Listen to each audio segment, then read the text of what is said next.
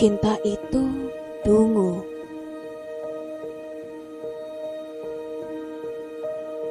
Malam bertahan sunyi. Kilat yang jumlahnya ratusan tidak cukup membuat ribut. Hanya terlihat seperti adegan garis-garis putih yang mencabik pekat langit. Beradu seperti berebut perhatian sebelum hujan sempurna bertingkah atas mereka. Kami masih terbaring diam di atas ranjang. Tidak ada suara yang dihasilkan. Tidak lagi ada upaya untuk saling mendekat, untuk saling larut dalam satu malam yang basah dan lengket. Kami terjaga sepanjang malam. Mata kami nanar, memandangi langit-langit. Kami hanyut dalam pikiran masing-masing. Aku tahu, kamu sedang melawan air matamu sendiri. Hening semakin rakus. Kemurungan yang luar biasa melahap habis udara untukku bernafas. Dadaku sesak. Aku memelihara luka cukup lama, sampai aku tidak lagi bisa menghayati rasa sakit. Aku sedang sakit. Hanya itu yang aku tahu sekarang. Untuk sebuah kejujuran, aku membayar terlampau mahal. Percakapan di meja makan tadi rupanya menyisakan nestapa di wajahmu, tembus sampai ke hatimu. Lalu kamu bawa ke atas ranjang, tempat kita terlelap sejak malam pertama pernikahan. Kami berada dalam keadaan yang pelik. Kami punya cinta yang sama besar. Kamu mencintaiku, aku mencintainya. Aku tak pernah berani keluar dari zona aman. Aku takut menyeberang ke halaman lain yang belum jelas di mana titik akhirnya berada. Aku takut menerka kemungkinan. Terlebih jika kemungkinan itu adalah aku harus mengulang kehilangan. Aku memilih terus berjalan pada rute yang teduh. Lantas, aku memilihmu.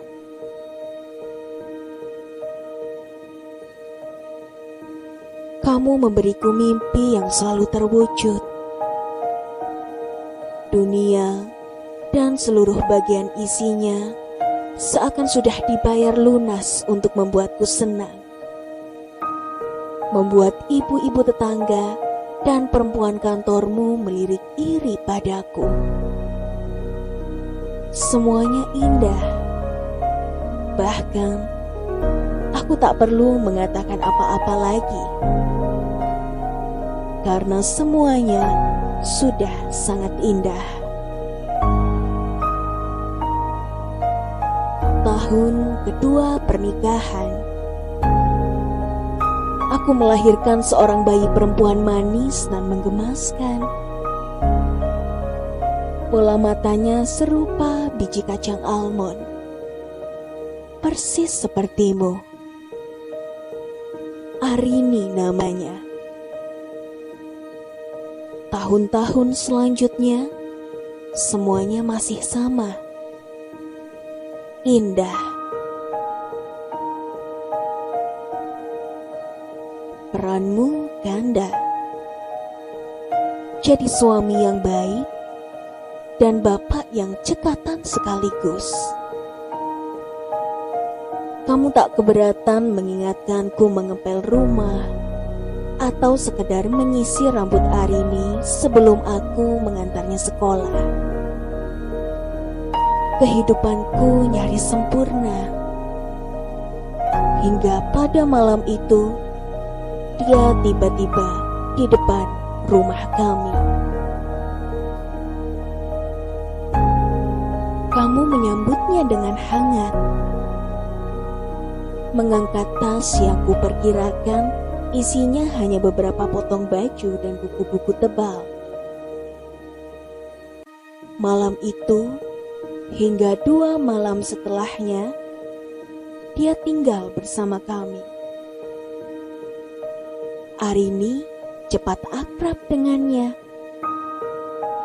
Kalian pun tak kalah karib. Rupanya, sudah lama kakak beradik ini berjauhan. Kalian bicara dan bicara sepanjang malam.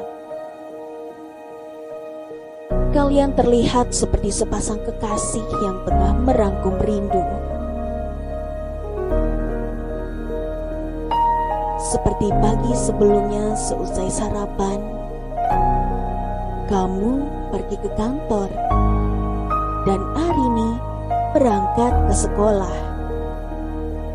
Tinggal aku dan dia di rumah. Setelah memastikan pekerjaan dapur selesai, aku menghampirinya di beranda atas, tepat menghadap jalan raya. Saat itu bulan Desember. Hujan turun tak pilih-pilih waktu. Menderas di pagi hari menjadi hal yang lumrah. Aku membuatkanmu secangkir kopi panas. Hanya ucapan terima kasih dan senyum seadanya yang kau lempar sebagai balasan. Setelah itu, diam. Waktu menjadi limbung, tapi ada hangat yang pelan-pelan merembes di dadaku.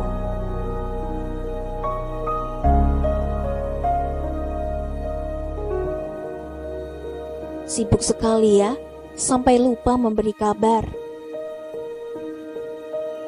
Ucapku mendahului. Mulutnya masih rapat. Beberapa kendaraan melintas di bawah kami. Tunggang langgang menghindari basah hujan. Semoga di atas sini aku tidak terciprat basahnya. Entah berapa lama kami diam, sampai akhirnya kalimatnya memecah kebisuan. Aku kesini untuk mengunjungi adikku, menengok keponakanku, dan kalimatnya putus. Dan memastikan kamu baik-baik saja.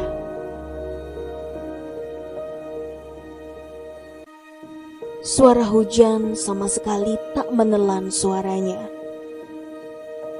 Aku mendengarnya sangat jelas. Tubuhnya berbalik menghadapku, menatapku penuh-penuh. Kemudian tersenyum dengan manis. Lebih manis dari yang pernah kuingat sebelumnya.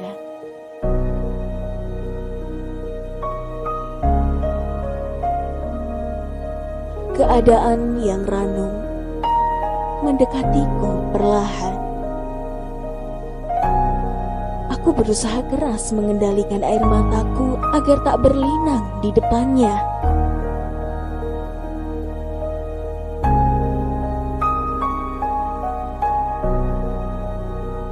1 bulan berlalu setelah kepergiannya.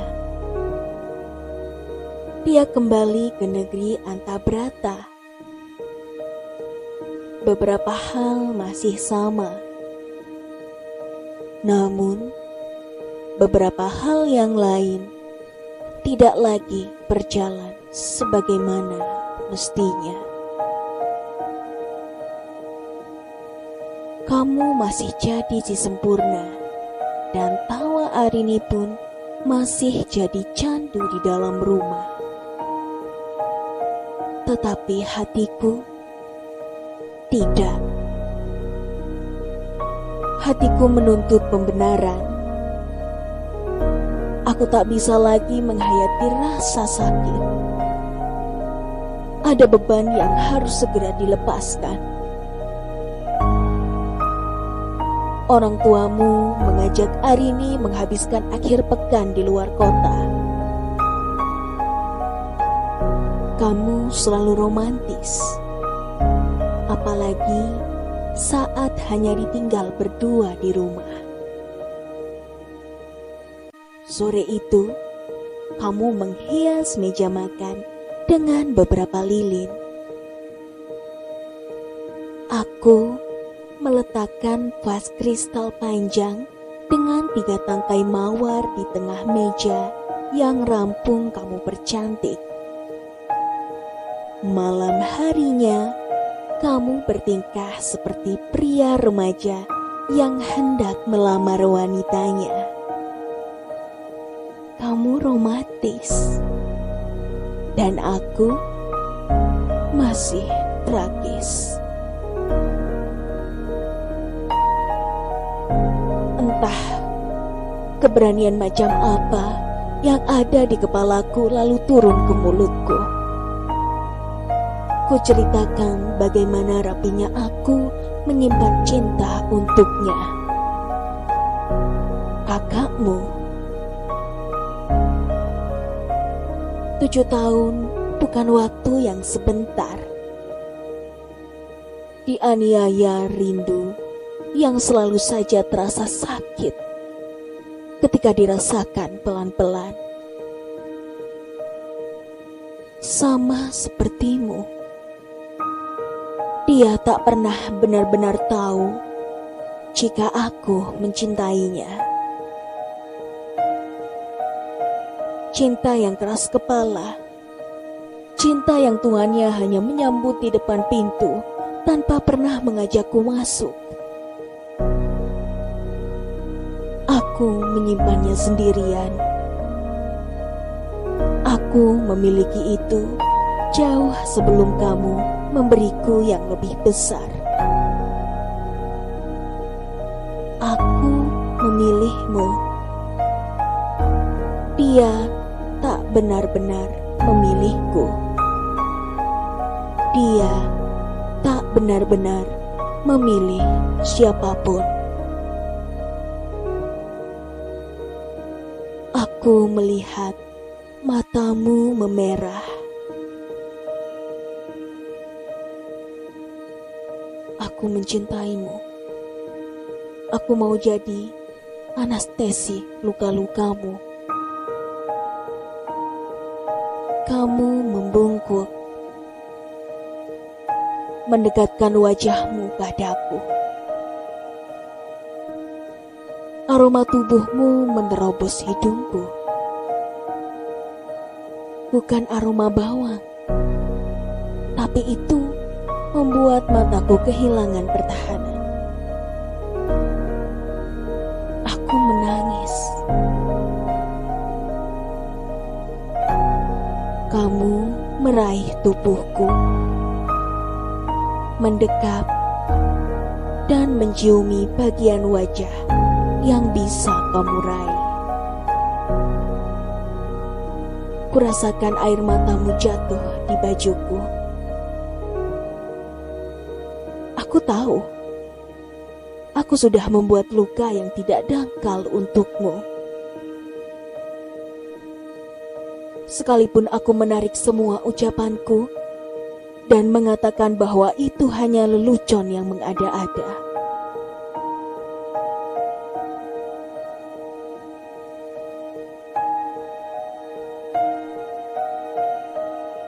Hari ini aku memasak banyak dan beragam. Tamu istimewa akan tiba sebentar lagi. Tepat pukul 10, rumah berubah menjadi riuh. Aku mengajak mereka makan di satu meja panjang, bertaplak putih dengan renda merah jambu di tepiannya. Ada aku, kamu, Arini, menantu, dan ketiga cucu kita. Warna hitam rambutmu sudah memudar, tapi cintamu masih kurasakan sama untukku. Kamu pernah sangat menggelikan, mencintaiku seperti orang dungu. Tak peduli aku punya lain yang besarnya aku pertahankan. Tapi sejatinya, cinta itu bukan kebodohan. Yang serius memang seringkali terlihat dungu. Memiliki atau kehilangan itu soal lain. Kadang sudah tak penting.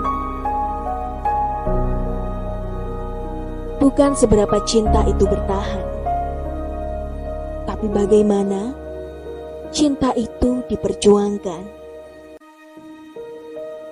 Aku mencintaimu, suamiku,